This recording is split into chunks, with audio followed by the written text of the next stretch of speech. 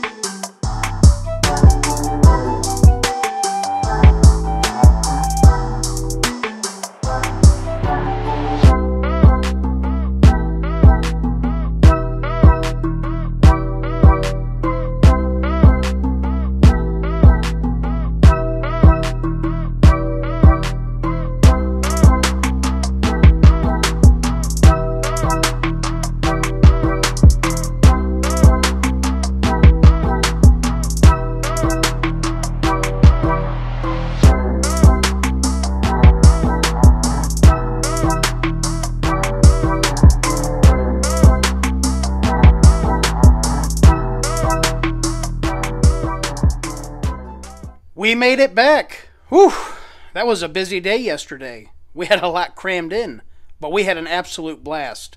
As you can see, the show had a very good turnout. Not quite as big as it had been in the past, but like I say, still quite a bit of people. I had a lot of fun seeing some of you guys there. I hope you guys had just as much fun as we did.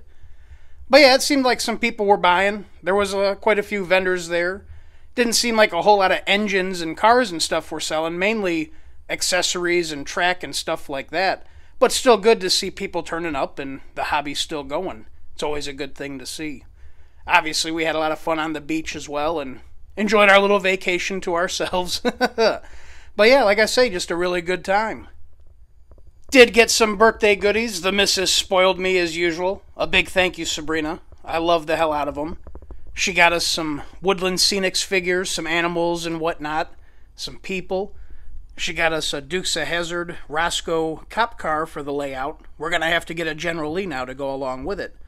But she also got this beautiful PS4 Pennsylvania flat car with trailers from Lionel. This thing is just gorgeous. I think it's from 2005 or so. It's got a lot of great detail on it. A real pretty piece, though. This thing's going to look great traveling around the rails. Heather, my sister, also hooked up the channel as well as me. We finally got a light for doing these videos. I'm sure, as you guys see, I do a lot of my filming at night. And I have a little crappy LED light that I use, but it's not the best thing in the world, so this ring light will help out quite a bit. We'll hopefully make these videos a little bit better, too.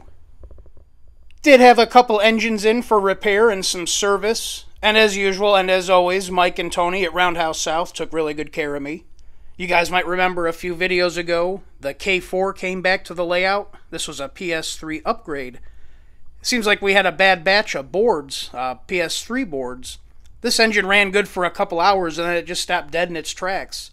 They've had it for another month again. We were waiting on another good board to replace the board that was in here. We ended up going through, I think it was 3 boards to get this thing running again. Fingers crossed we don't have any more issues out of it. And as you guys might also remember, a couple videos back, we were doing that DCS video. We were having some problems with the Berkshire. It ended up needing a new tack reader. The tack reader went bad, and luckily Mike had one of those in stock, and they were able to switch it out, and we're good to go.